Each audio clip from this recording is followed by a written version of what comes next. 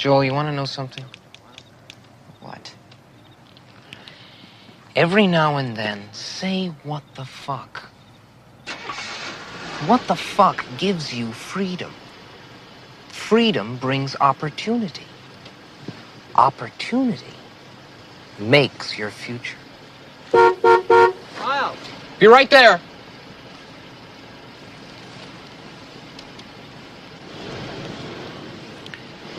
So your folks are going out of town.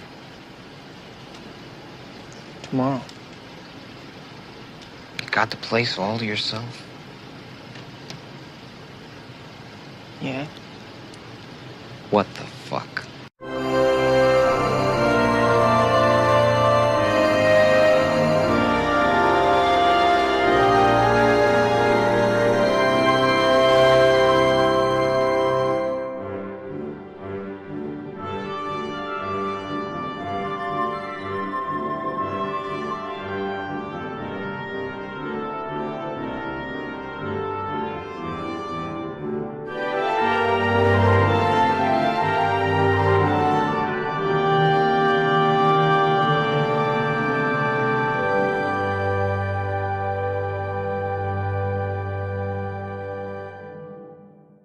Good morning, good afternoon, and good evening, and thank you for listening to the McJeffrey 500, the podcast where I count down my 500 favorite films and then make my friends watch them one movie at a time.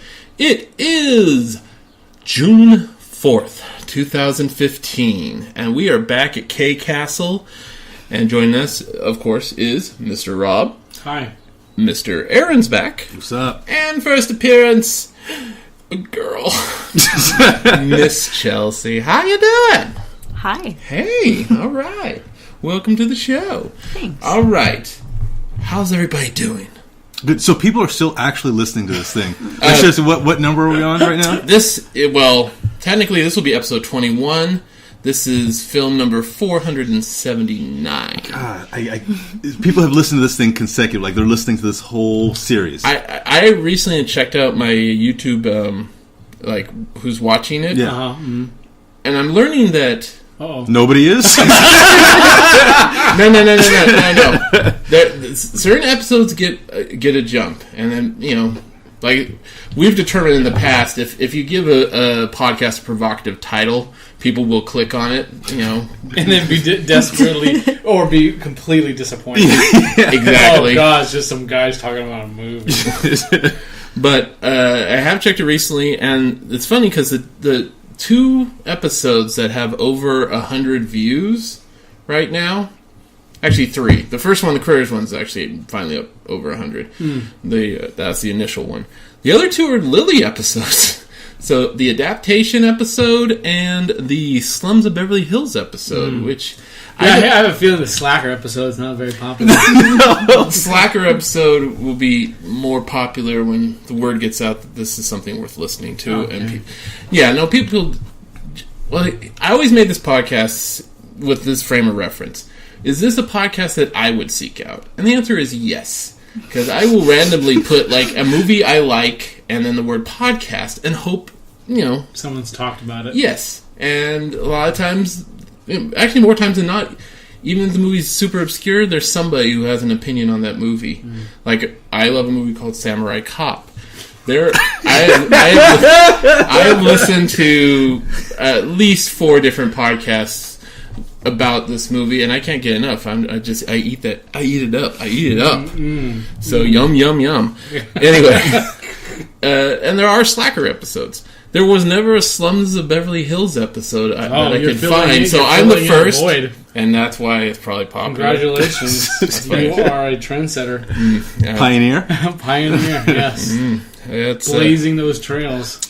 One obscure movie at a time. Yeah. So, this is the part of the podcast where we talk about what we've seen. I personally haven't seen Dick because I've been moving all week. I have not been in the movies since Well, we saw the doc, but prior to that, Fury Road's still the last thing I saw in theaters, I think. Perfect reason to talk about it. Oh, you're chomping at the bit. You finally want to... So yesterday, as of yesterday, I've seen the movie 5 times now. Oh, my God. Oh, wow. An interesting note, time number 1, it was all of us. Yes, that's at this table. Is correct, yeah. All right. The original 4. On my birthday. And since then, what I've made it a mission to take as many people to go see it as possible. So my ratio is always, it has to be 2 to 1 at the very least. Like, it has to be 2 people who have not seen it versus, me as have seen it. Mm-hmm. So I took my wife and our mutual friend Teo and Justin to see it the second time.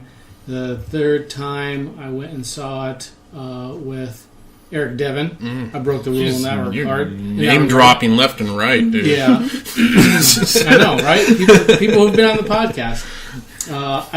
Yesterday, I saw with Paul and Suj. And I tell you what, it doesn't matter. I've seen it 5 times. I still get all revved up by that movie. Actually share the experience, like when you feel that strongly about a film, because I was that way. I'm getting a way back machine here. When Toy Story first came out, that was my go-to date movie. I think I took 4 different ladies to Toy Story. One of them was so mesmerized she started crying because it was just too much brilliance. Which usually happens after the sex with you. So that's great. And during. Not before. No, they say very little before. Before there's very much just fear. Yeah, whimpering, but not so much tears. Yeah, the last time I saw a movie this many times in a theater was Unbreakable. I saw that one 7 times. 7 times. You think this one's going to reach it? I don't know. I'm running out of people to drive with me to go see it. Because they've already seen it at this point. Yeah.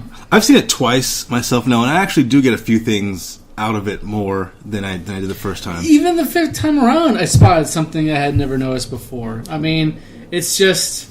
I always enjoy the reactions of people when they come out of the theater and gauge how they felt about it. I saw the movie with somebody who's a huge Road Warrior fan, and he wasn't that big on it. Why not? So he felt like the movie wasn't continuing the canon. Yeah, the continuity wasn't there that he really wanted. And I'm of the opinion that these movies always had kind of a loose continuity between them anyways.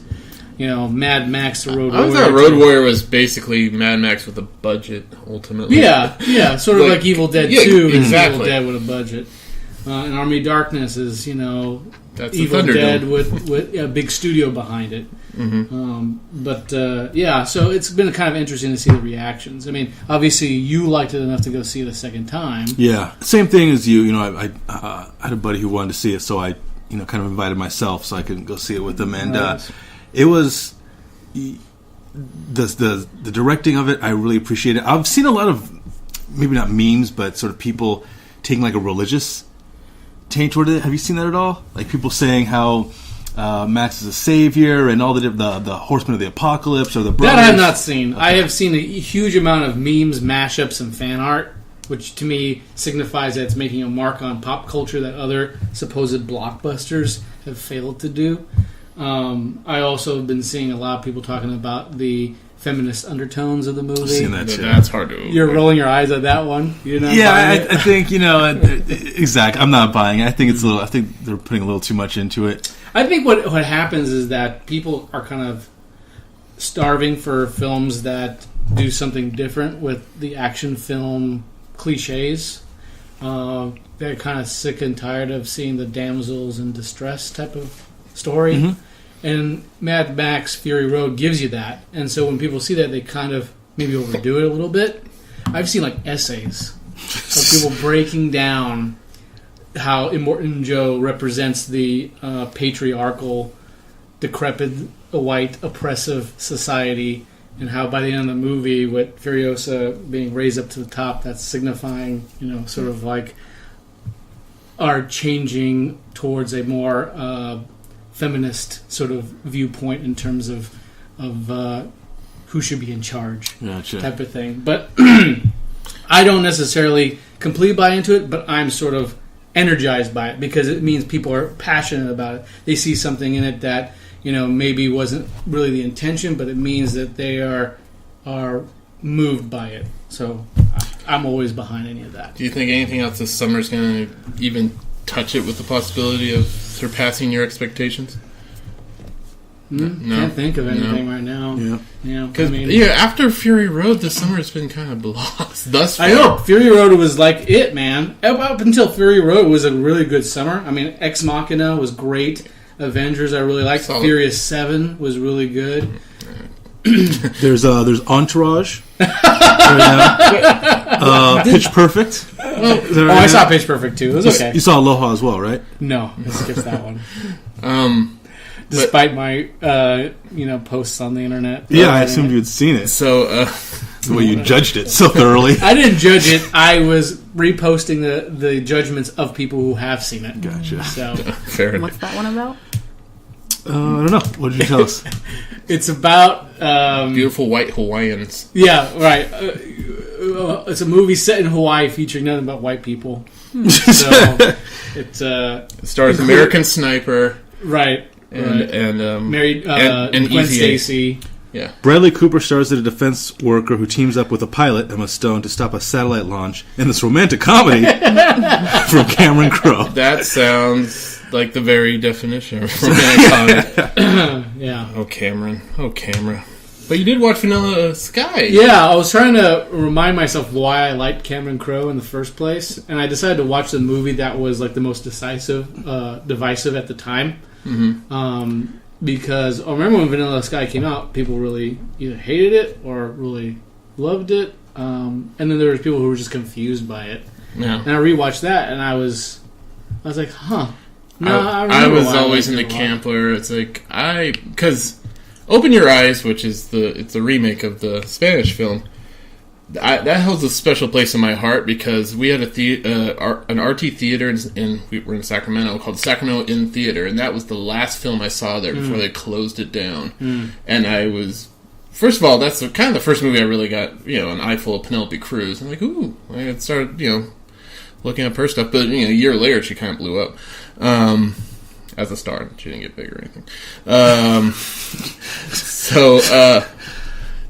Vanilla Sky came out no more than like maybe 2-3 years later, and it's 2001, I think. So it came out it was like just a year after Almost Famous, which I loved Almost Famous. Mm-hmm. And have you seen his first two films, or does Jerry Maguire? That's the earliest you go. You didn't see Say Anything. Haven't seen it Say Anything or Singles. Nope. Well, Say Anything we'll probably get to at some point. Right. What about you guys? Do you remember Vanilla Sky? I do. And no, you don't recall? No, I don't think I saw that. It was good. I enjoyed it, but it was also has that. It was the same thing when I saw the David Fincher Girl with the Dragon Tattoo. It's like I'm not disliking this, but I feel like I've seen it because I have. So, what about you guys? You guys see anything outside of Fury Road? We watched Blackfish. Blackfish. Tell me more. Well, there was no Negroes in it, which I was surprised about. They were playing Hawaiian stuff. That's the SeaWorld documentary. But yeah, I actually really enjoyed it. Sometimes the reason why I even bothered to watch it again was because on Hulu now, their sort of run of commercials are about SeaWorld, and SeaWorld has apparently bought a ton of ad space to kind of combat movies like Blackfish. Oh, that's interesting. Yeah, so if you figure if they're trying to combat it, it must be something important. Pretty damning. Right. So you check it out. It is pretty interesting. For the most part, I thought, even though it was clearly slanted toward one way, I thought they did a good job of getting a good amount of former trainers and things like that to sort of talk about the happenings there. And I didn't see anything that was unrealistically biased. It reveals the ugly stuff, and I'm sure the day-to-day operations aren't, constantly like that, but some of the stories about how they capture the whales, where they hold them, and things like that are pretty sad. Right, yeah. What was the whale's name? Shamu? Tilikum? Telecom? Telecom, yeah. He's Well, a Shamu was a whale as well. So he's got like mental problems. He's a psycho. Yeah, he's basically a That's what psychopath. Yeah. He's That whale's gone crazy. Yeah, and then they're talking about how I guess it is true that 40% of all the whales they have are from him. And so I went to that AskSeaWorld.com, the website they have on there, and there's some pretty interesting things. Like they, somebody asked a question like, "Is it true you allow inbreeding?" And to me, that's a pretty easy answer. Like, that's a yes or no answer. Yeah. So when I saw the sentence, well, you're like, all right, you do. Yeah. So they talked about, how it happens in nature. And so, if it happens naturally, we allow it. So it's a pretty interesting debate. The movie came out years ago, and I thought that whole thing had kind of died down. Over. But apparently not. Apparently it's sort of back in the news again. That's what we've seen lately. I have to check that out. I heard the title, but I actually didn't correlate what it was actually about. All right, but we're about to watch something. I have the cover of the DVD on my phone currently, and I'm about to reveal this movie to all y'all. Man, I've seen so many Tom Cruise movies in the last fucking 3 days. It's insane. So I saw Vanilla Sky. I watched last night. I watched Ghost Protocol. Oh, serious? Yeah. So now it's like 3 days in a row of Tom Cruise. You can't get enough Tom. I guess I can't get enough Cruise. We are I'm on watching cruise control right now. We are watching. Oh God, that's the name of the podcast. We are watching Risky Business. And I've been so busy, I haven't even been able to watch it initially, so I don't know any notable foods. So I just got everybody a bunch of pie. So Healthy. I got an apple pie. Ooh. I got a lemon pie. Ooh. I got a blueberry pie. Ooh. I got a wild berry orchid pie. That sounds complicated. I got a cherry pie. Oh, man. I got a pumpkin pie. Oh, my goodness. I got a peach pie. Oh, God. More? No, seriously. And I got a pecan pie. Oh, man. Now, what are we having? Well, I'm having the pecan pie. You guys can have the rest. We'll be back. So your folks are going out of town. Just use your best judgment. You know we trust you. You got the place all to yourself? A good time, Joe. In the privacy of your own home. Just take those old records off the shelf. That's her, because she's fantastic. Yeah. I said listen to them by myself. Did you have a good time last night? I had a great time. Today's music ain't got the same soul. You ever get high, Joe? Don't let me do anything stupid. Don't worry. I like that old time rock and roll. Who's the U-boat commander? Don't try to take me to a disco. I don't remember giving permission for a party, Joe. A party? I still like that old time rock and roll. I've got a trig midterm tomorrow, and I'm being chased by Guido, the killer pimp. Kind of music just soothes the soul. Doesn't anyone want to accomplish anything, or do we just want to make money? Make money. Make a lot of money. That old time rock and roll. There's a time for playing it safe, and a time for risky business. We have returned. We just finished Risky Business, the movie that basically turned people's eyes towards Tom Cruise and began basically his began. Part pecan. I'm sorry, I got pecan pie on the mind. Put that over there. Yeah, he wasn't an insufferable asshole yet. No, he was actually likable. There are glimpses of it. I'm trying to think of it. Yeah, right? Like, every time you put those sunglasses on, you knew. Like, even when he was wearing the sunglasses at night, you know something was wrong. Anybody who wears sunglasses indoors or at night is always suspect, period. But, like, Tom Cruise's career, I mean, obviously this was his breakthrough. This was the part that actually Tom Hanks was actually considered for as well at one point. And that would have been an interesting move. He would go on to do Bachelor Party the same year, so he did okay. But prior to this, Tom Cruise was, seen in small roles in Taps, The Outsiders. His first actually real lead role was in a sex comedy called Losing It, which had him and his friends going to Tijuana so they can lose it. It was Curtis Hansen's first movie as a director, and Shelley Long was the love interest. So oof. Yeah, yummy yum. So I'm sure she's a classy, fine, upstanding. But she couldn't come on the show. You don't want to disrespect her. No, not at all. Watching the movie, all I could think of is that it reminded me of all the awkward teenagers in high school who were constantly afraid of living. There was that group in high school, those smart ones. Well, this group I'm talking about were guys who constantly talked about getting it on. Yes. But completely incapable of closing any kind of deal or even coming close to even getting at the table to try to work out some sort of deal. I imagine that is who fucking loves this movie because it's like the wish fulfillment. It's like a fantasy. Oh, it's straight up fantasy. Oh, I mean, scenes just all of a sudden. Let's take Rebecca De Mornay, who's also, this is her big role. And she had a decent career. I don't know where she ran off to, but when she enters the scene, he's falling asleep on the couch. He, walks into the house. He says, "Are you ready for me?" He goes over there, lifts her dress. Of course, she's wearing nothing underneath, and starts, applying his technique. And the door just bursts open, and freaking leaves flying everywhere. I thought it was a dream sequence because of that, actually. I thought he was going to wake up on the couch a few minutes later. Right. Well, I guess you could construe in a way, that way. The movie cheats a little bit because they construct sequences where there are dream. It is a dream sequence, and it has that sort of same aesthetic going on, and so they cheat a little bit by making that aesthetic part of reality. Or you can make the suggestion that it was a fucking dream. I don't know. Oh God, this ain't saying elsewhere. Oh wait, or what's the? Oh, no, never mind.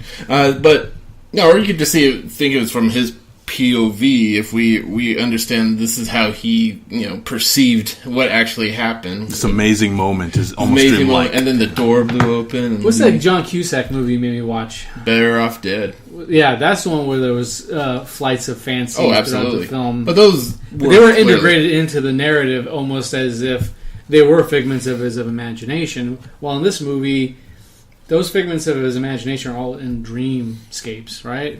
He's narrating that he's dreamt about this. And so the fact that they inserted this very dreamy moment into what's supposed to be actually happening doesn't make sense. I feel like it doesn't make sense. It's almost like he wanted to do that at the same time he wanted. I don't understand why he decided to go with that. Well, either you do it throughout the movie, or you save it for those dream sequences. Unless you're trying to say something. But what is he trying to say? That is a dream. It was all a dream. Well, you can say the story in its simplicity itself. Tom Cruise plays Joel, who's apparently a smart kid whose parents have aspirations of him to go into Princeton.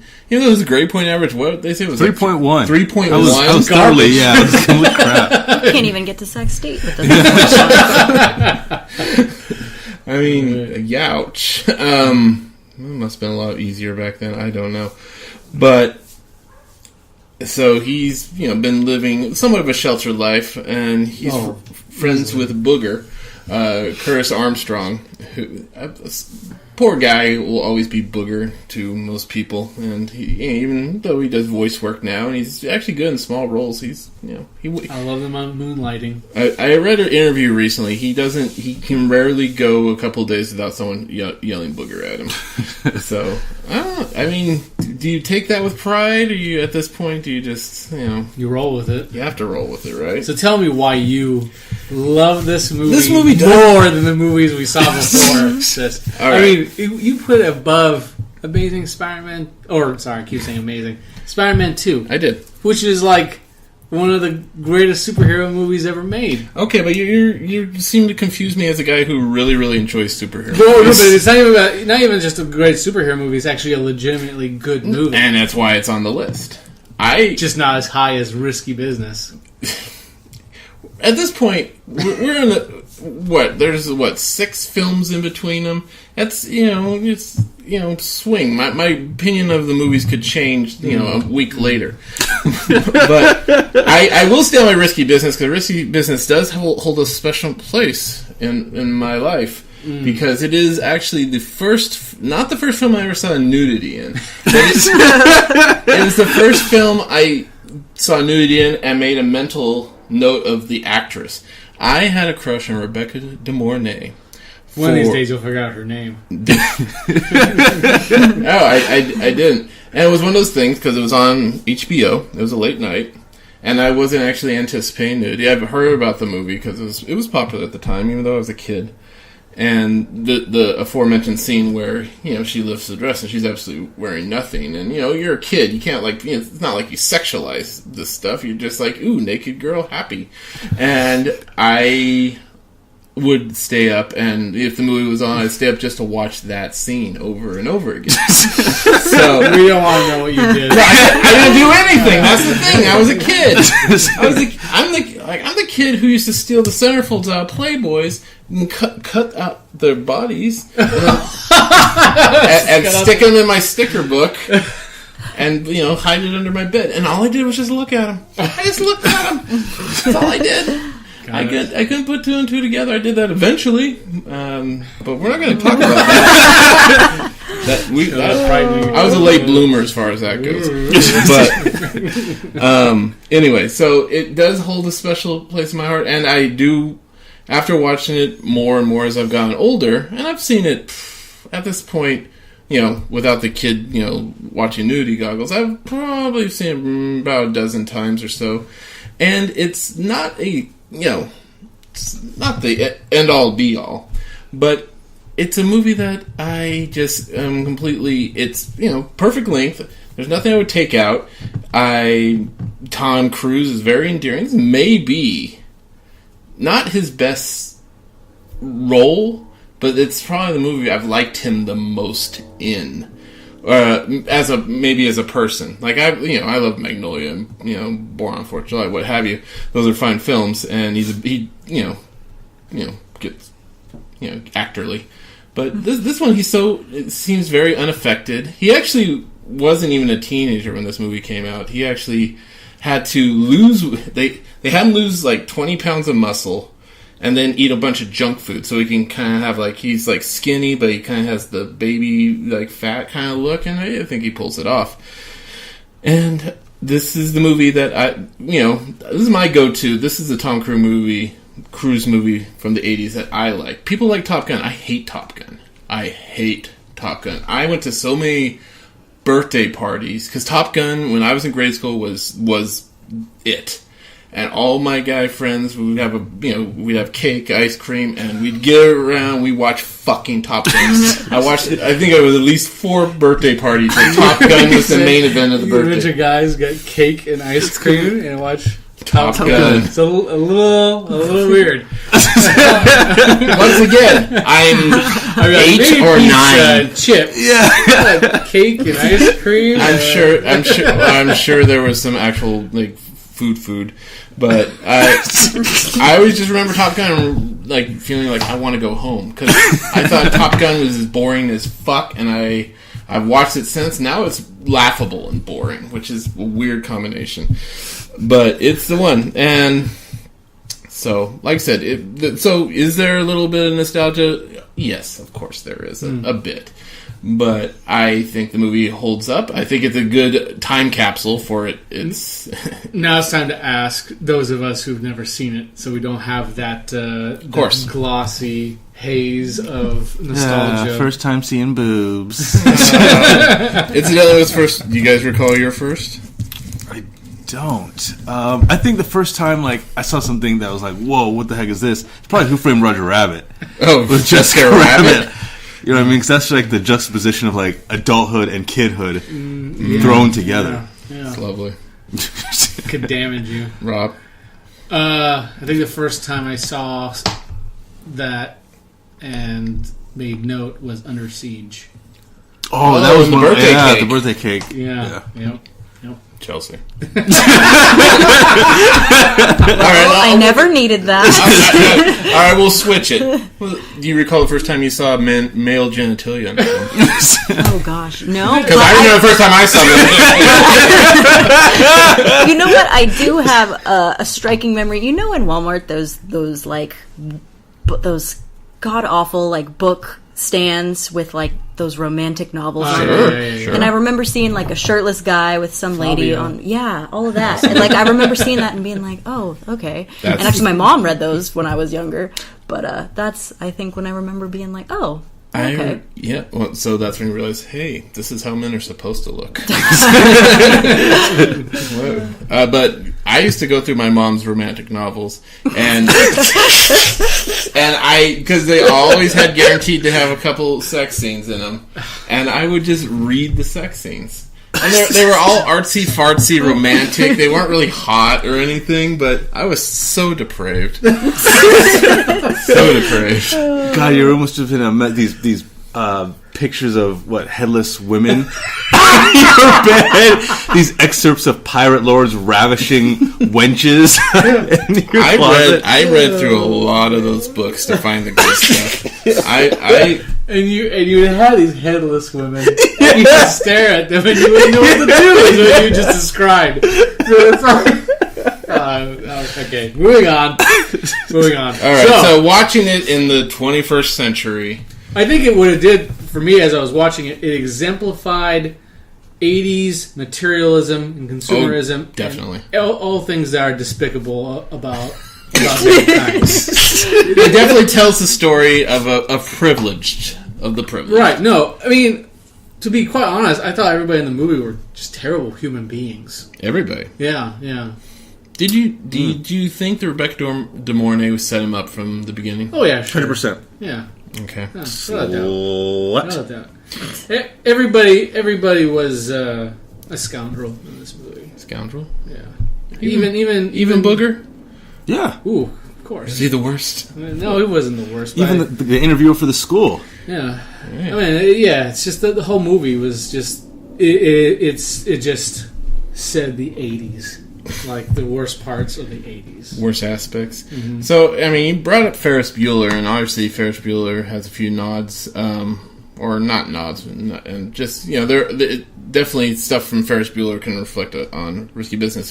Where I think Risky Business is almost, it's like, I don't know if you've seen The Graduate, but it kind of echoes The Graduate, where the guy's kind of like stuck between the life that people want for him and the life that he really wants, and in the end he still doesn't know what he really wants. He will ultimately probably go to Princeton. And what I thought it did the interesting thing was the fact that all those high school kids, all they wanted was to make money, right? Yeah, it's established early. Don't you want to change the world? Like, no. Yeah, well, he like I made a comment during the movie. He was like a millennial before there was millennials. At least in the beginning of the movie, he said he wants to change the world. But in reality, by the end of the movie, you see all he cares about is making money too, because that's his biggest accomplishment. Was talking about how he made $8,000 in one night. That's how he ended the movie, essentially. Right. So it's almost so the movie really had no moral at the end of it. This kid who thought he was idealistic comes to realize that actually he's just like everybody else. He's greedy. And he wants to make money because it's the 80s, and that's what everybody wanted to do in the 80s. Maybe he was corrupted throughout the movie. Possibly. He had a lot of, what do you call it, a lot of seduction around him, so to speak. He ultimately made that call, though, to Lana. Yes, he did. It was his choice.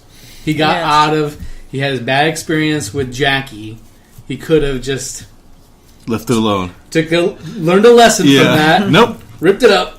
Called it a night. Yeah, but you never really get to see. So he just. I've never called for a hooker in my life, but it's when do you get to that point? I don't know. When does one? First of all, I established that I would imagine you would need to have a decent amount of cash if you're particularly particular. Or you have some bonds in the bank. Yeah. I am lacking in bonds. But I always wonder what's that teetering point, because I feel like it's like if you kill somebody, the first time it's like it's exciting, out of body experience, yeah. and then it's like each time after it's probably less traumatic. So it's like you get the taste of the prostitution, and you want to keep going, and you become addicted to it. Is that all it takes, Jeff, for you to accidentally kill somebody, and then you get the taste for it, and then you become a serial killer? Is that what it means? I don't know. Is that what you're trying to tell us? I don't know. I'm just thinking out loud. I'm just theorizing right now. What about you two? What did you guys think of the movie? The phrase time capsule, I think, was the perfect way to put it. About 20 minutes in, I wanted to say, oh, so this is just a party movie. Is kind of what I felt like. It did take some twists and turns, but yeah, it was very 80s. Although there was some really, really charming moments throughout it that I actually really enjoyed. Some of his facial expressions, he's caught off guard when he's surprised or whatever. The moment where University of Illinois. Yeah, exactly. It's the moment where he opens his mouth just a little bit wider. Yeah, so there's some things I liked, but it felt pretty dated, but it held up as well as could be expected. Yeah, I guess is what I would. I mean, if you put it up against something like his previous film, Losing It, I haven't seen Porky's in God knows how long. I don't know how well that movie's aged. I didn't really necessarily care for it when I saw it initially, but like the 80s had sex comedies were all over the place. Preppies, hot dog, hamburger, it's some other meat product. They were all over. Jocks, I remember that one. And they were all terrible. Is this a sex comedy? I think it gets lumped in there because it's referred to as a romantic comedy. Well, I think there's anything romantic about it though. Yeah, well, I guess it depends on how you look at it. If you think Rebecca De Mornay is not in on you'll get there someday. De Mornay. Someday. Rebecca De Mornay. There you go. Doesn't count though if you have to correct yourself. Okay, fair enough. What about you, Chelsea? What did you think? Do beyond the 80s datedness, was there a kernel of something in there that makes it a worthwhile movie? I'm biased because I saw Ferris Bueller first, and it reminded me of that, especially after you said that. But I don't know. I thought Ferris Bueller was a little cleaner, obviously. Yes. Not being, That's a John Hughes film, so right. Yeah. But I could see this being so popular in its day, or even today, I think, because any teenage boy, not any, but many teenage boys think that's the dream, Mm-hmm.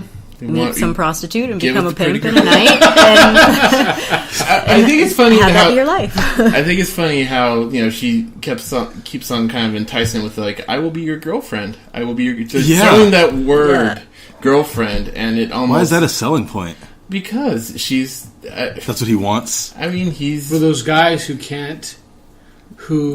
where it's so the idea of a girlfriend is so abstract. Yeah, for someone to just sort of like hand it to you. And I'll be your girlfriend. Like, I'm the hottest girl in the room, and I will be your girlfriend. I knew guys just like that who were so obsessed with it. I would just sit there and say, "Dude, fucking relax." Fucking relax. You'll get it eventually. What the fuck? Hopefully. I knew girls that were like that. I think there are several people at that age that that's all they can think about. Right. Like, yes. I probably thought about it too much, and that's probably why I was very unsuccessful. Well, you sped read through books for 2 pages. No, I mean, when I was at that age, when I was in high school, like I completely miscalculated everything because I was friends with so many girls, and I thought that was my in. Friend zone. I was friend zoned by so many women, and then it's funny and it's kind of cruel because then I would talk to them years later, and it's like one of the things like, I already thought you was really cool, but we got really comfortable, and blah blah blah blah, and I'm like if I can turn back time, because I had a mullet. I was big. But it's still one of those things. But people did like me. But I was so content to just, getting the goodbye hug or the kiss on the cheek, and like that would keep me going. Meanwhile, everyone's getting laid except me. And I'm in this total cocoon where I'm assuming nobody's having sex. Nobody is having sex. And then I find out, basically shortly after graduation, oh man, everybody, the school's filled with whores, and I totally missed out. So yeah, life lessons there. So yeah, I can obviously take something out of this movie as well. The movie actually originally had a very downtrodden scene where they kind of leave it with him kind of sticking to the point that he does not believe her, that she set the whole thing up, and it kind of ends more on a ominous note where he basically shoos her away, and she kind of has this thing like she wants to make it work, but he won't have it. And he says, "Can I hug you one last time?" And she reluctantly agrees and walks away. And he still goes into Princeton, so blah blah blah. But that's how the movie ends. And studios didn't like that. Say, "All right, film this our ending and that ending." The test screened it. This was the ending that people liked, and that's the one they stuck with. Though that deleted ending is on some DVDs. I don't think it's on the archaic Netflix one we have.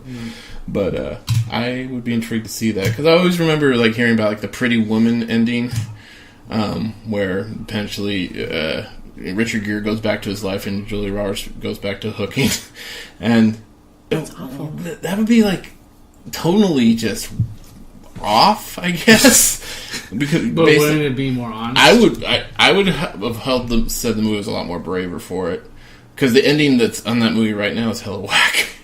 It's basically the Cinderella ending, but people love it, and that's why it's still. Not every movie has to be a Dog Day Afternoon. So, I actually thought he was going to commit suicide. There's a scene where he was after the car, he's at his lowest. Up to that point, the car had just gone to the lake, and he gets on the bike.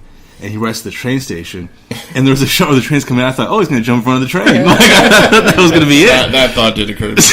I felt bad because he just left his friend's bike somewhere. Yeah. Fuck this bike. What a jerk. Right? What a jerk. Well, I guess speaking of ominous, what about that Phil Collins song? In the Air Tonight? Phil Collins' only good song. Can we all agree on that? No. What about Genesis? What was that? The one? I don't count Genesis. I'm saying solo Phil Collins. Genesis, Land of Confusion. Another Day in Paradise, that's a classic. No, it is not. No, it is not. I remember listening to that a lot. And guess what we're ending the podcast with? Another Day in Paradise with Phil Collins, ladies and gentlemen. You're going to realize how shitty that song really is. But isn't it, I think that was the most literal use of that song. In the Air Tonight? In the Air Tonight. He's talking about, hearing it come, and, they're having sex on the train. And sort of I've been waiting all night for this. I've been waiting for this moment for all of my life. Right. So it's the most literal use of that song I've ever seen in a movie. Most of the time, people use it to set a dark mood or some sort of literally ominous. Yeah, no, it was something bad's about that. It was used like that in Miami Vice. I seem to recall the episode where In the Air Tonight was actually kind of pivotal. Incidentally, sex on a train? No. Anybody? Would you be down? Not with me. But, I mean, not with the creepers watching.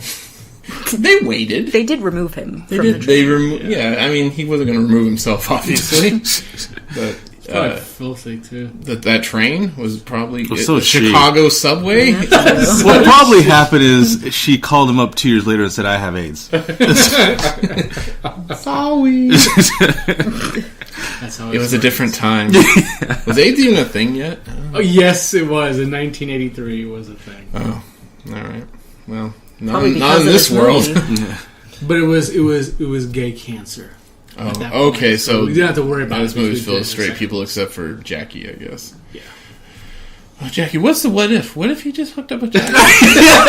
Maybe Jackie was super solid, really nice guy. Would have helped him with his dinner person. Kind of this, he's confused, but he's drawn to Jackie. Yeah, might have been a more interesting movie.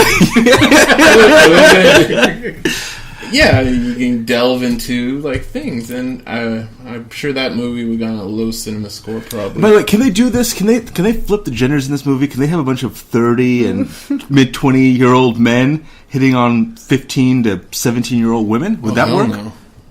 Well, they could, but it would be like probably directed by Todd Solondz, and just there'd be picketing. Because there was one kid, the kid who I mentioned in the movie, who's sitting on the couch, looks really young. I was like, you can 14 at most. Yeah. Well, he does remove himself from the scene situation, but you look through that whole party scene, quote unquote, and you see a lot of people who can't. No, I mean, I don't know what the age of consent laws in Chicago in the 80s. It's a double standard. It very much is. But I think it's interesting that you can, even back then you could do that. Could that even fly now, or would people make a big stink about it? Same genders. I think the social justice warriors would be on top of that really fast. Whereas before it was more of a wink and a smile here. And well, you people would play it for laughs, right? A kid being statutorily raped would be played for laughs. Yeah, if it's a boy, it's funny. Yeah, exactly. What was that Michael Douglas movie where Demi Moore? Disclosure. That changed things. Oh yeah, did you see Disclosure? I don't think I did. Was the whole idea that she raped Michael Douglas? Because that's something like that. Yeah. Okay, I gotta check that movie out. Maybe put it see, that's terrible, right? That sounds like why quiet? Michael Douglas. I know there's more to it now. I haven't thought about that movie until this moment for probably a decade, and now I'm gonna go check out Disclosure. Is it in the list? No, I've never seen the movie. Okay. Movie night. All right, so we'll end on that note. Sure. Why not? Sure. Well, it's getting late, people. All right, so music is provided by Austin Osgram. To hear more, you can go to his Facebook, SoundCloud, or YouTube channel. Just put in Austin Osgram. That is Austin like the city, Oz like the wizard, Graham like the cracker. Special shout out goes to Engineer Travis, without whom you would not be hearing this podcast. Check out my episode with him on Monday. Hey Jeff. Yeah. Tone it down. Tone it down. What? Your energy is just too Is fast. it too much? It's just blowing me. Okay, I'm on sorry. my seat. I'll bring it down a bit. Check out the Plan 9 podcast, where me and Travis watch 20 Million Miles from Earth. It's a Ray Harryhausen film. It's pretty entertaining. We will now be doing a little acting. What? Yeah. Ready? Yeah. All right. You gotta come over here, Rob. What am I acting? All right. Do you want to be Rebecca De Mornay, or do you want to be Tom? Rebecca. You want to be Tom Cruise? I'll be Rebecca. All right. You're Lana. I'm Joel. Here we go.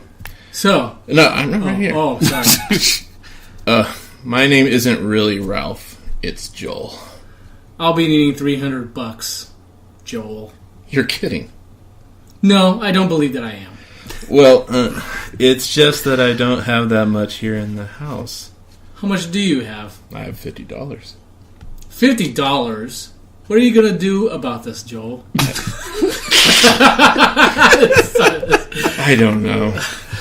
Pauses. Could I send it to you? Could you send it to me?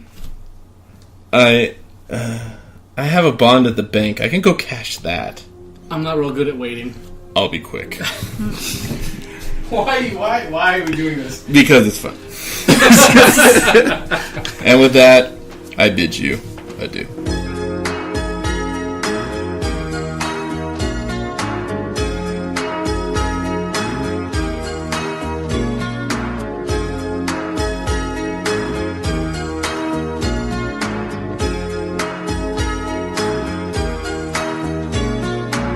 She calls out to the man on the street. Sir, can you help me? It's cold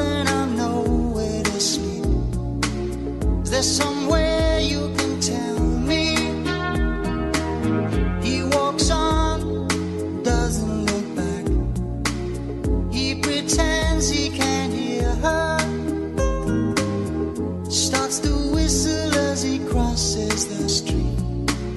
Seems embarrassed to be there. Oh, think twice.